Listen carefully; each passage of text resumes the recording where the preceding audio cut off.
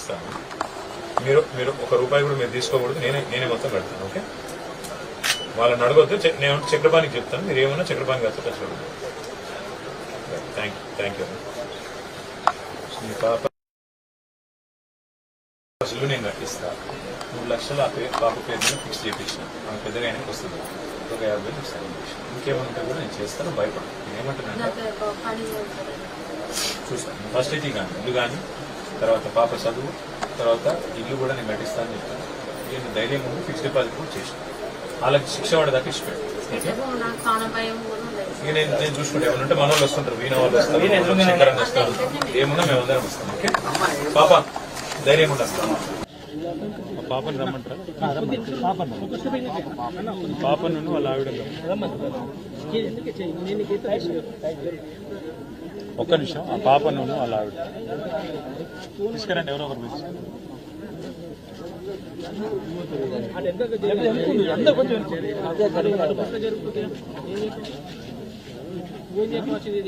రాబిడ్డ వాళ్ళ వైఫ్ రాని అమ్మాయి కూడా వచ్చింది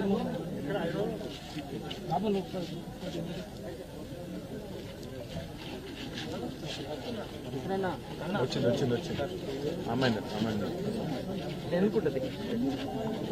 ఈ చిన్నారి పాప, అమ్మాయి పేరు ప్రసన్న, 11 ఏళ్ల వయస్సు, 5th క్లాస్ చదువుతా ఉంది. ఇవాళ క్షుద్ర రాజకీయాల వల్ల, చిల్లర రాజకీయాల వల్ల ఈ పాప తన తండ్రిని కోల్పోయింది.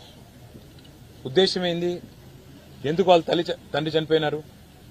ఒక్కటే ఒక్క కారణం, ఏదన్నా చేసి రాజకీయ లబ్ధి పొందాలి, అవసరమైతే మనుషుల ప్రాణాలు తీసైనా సరే, చంపేసైనా సరే రాజకీయంగా బదనాం చేయాలి అనే ఒకే ఒక్క చిల్లర ప్రయత్న భాగంలో ఇవాళ వెంకటేశం గారు మన మధ్యన లేకుండా పోయినారు. వాళ్ళ భార్యని, వాళ్ళ తల్లిని, వాళ్ళ పాపని అనాథను చేసి ఇవాళ ఆయన పోయినాడు.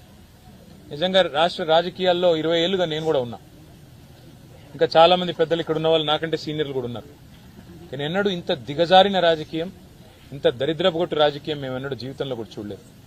ఇవాళ ఆ పాప అక్కడ ఏడుస్తా ఉంటే, మా నాన్న రాలేదు అని చెప్పి 3 రోజులు నేను తినలేదని చెప్తుంటే, నిజంగా మనసున్న మనిషి ఎవడైనా సరే కళ్ళల్లో నీళ్లు తిరగక మానవ, గుండె ద్రవించక మానదు. అట్లాంటి ఒక పరిస్థితి. నాకు అర్థం కాదల్లా ఒకటే, మమ్మల్ని రాజకీయంగా ఎదుర్కోవాలి అనుకుంటే ఎన్నికల్లో తలపడొచ్చు, లేదా నాయకులతో విమర్శలు చేయొచ్చు, మీరు ఆల్రెడీ చేస్తున్నట్టుగా కేసులు పెట్టొచ్చు, వేధించవచ్చు. కానీ మధ్యలో సామాన్యులను సమిధలుగా చేసి, సామాన్యులను బలిపశువులు చేసి వాళ్ళ జీవితాలు ఆగం చేస్తే ఏమొస్తుంది అని చెప్పి నేను కాంగ్రెస్ పార్టీ నాయకులను అడుగుతా ఉన్నాను. చనిపోయింది వెంకటేశం గారు, చంపింది, అరెస్టు చేసింది ఒక చిన్న నాయకులు, చోటామోటా కాంగ్రెస్ నాయకులను అరెస్ట్ చేసినారు. కానీ ఆ చోటామోటా కాంగ్రెస్ నాయకులు కేవలం పాత్రదారులు మాత్రమే. అసలు సూత్రధారులు పెద్దవాళ్లు వెనకాల ఉన్నారు, వాళ్ళు తప్పించుకున్నారు. కానీ మేము వదిలిపెట్టాం. ఆ తల్లి కూడా మమ్మల్ని అడిగింది ఒకటే, వెంకటేశం గారి భార్య, అన్నా న్యాయం జరిగేదాకా మాతో ఉండండి అన్నారు. అసలు కథ అంతా ఎక్కడ ప్రారంభమైందంటే, ఈ ఇల్లు మరి కొంత ఇబ్బందికరమైన పరిస్థితిలో ఉంది. కొత్త ఇల్లు శాంక్షన్ కావాలని చెప్పి కాంగ్రెస్ నాయకుల దగ్గర పోతే దానికోసం 4 రోజులుగా తిప్పించుకొని ఇవాళ ఈ పరిస్థితి తెచ్చినారు.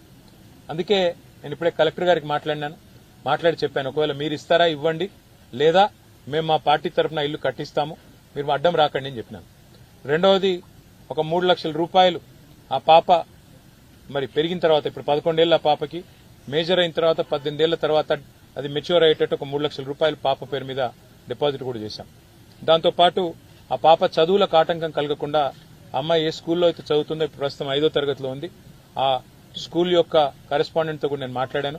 10th వరకు మొత్తం అన్ని రకాలుగా ఎలాంటి ఫీజు గాని ఇంకోటి గాని లేకుండా నేను పర్సనల్ గా బాధ్యత తీసుకుంటా అని చెప్పి, నా పాప తర్వాత ఏం చదువుకుంటా అన్న కూడా నేను చదివిస్తా అని చెప్పి కూడా ఆ తల్లికి మాట ఇచ్చింది.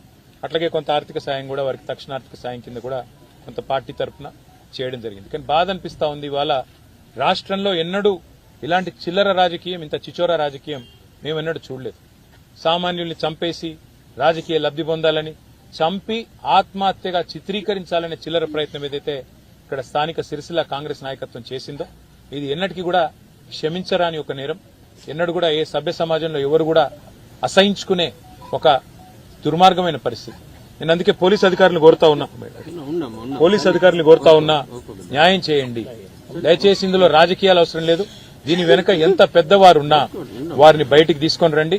ఈ కుటుంబానికి న్యాయం చేయాలని చెప్పి నేను సిరిసిల్ల ఎమ్మెల్యేగా వారి ఫ్యామిలీకి మాటిచ్చిన ఒక సోదరుడుగా ప్రజాప్రతినిధిగా డిమాండ్ చేస్తా ఉన్నా. వదిలిపెట్టం. ఆ కుటుంబానికి న్యాయం జరిగేదాకా కుటుంబం వెంబడ ఉంటాం. ఆ పాప మళ్లీ పెద్దగా అయ్యేదాకా కూడా నేను స్వయంగా అండగా ఉంటా అని చెప్పి కూడా మాట ఇస్తూ, ఈ నేరం వెనుక, ఈ కుట్ర వెనుక, కుట్ర చేసిందెవరు, నేరం చేసిందెవరు, ఇవాళ కొంతమంది అందులో తప్పిస్తా ఉన్నారు.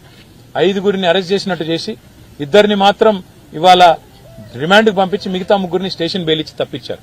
మరి ఇంత ఘోరమైన క్రైమ్ లో కూడా, ఒక మర్డర్ లో కూడా ఇవాళ ఈ రకంగా మరి అధికారులు వారిని కాపాడే ప్రయత్నం చేస్తా ఉన్నారంటే దీని వెనుక పెద్దవారి ఒత్తిళ్లు ఖచ్చితంగా ఉన్నాయి.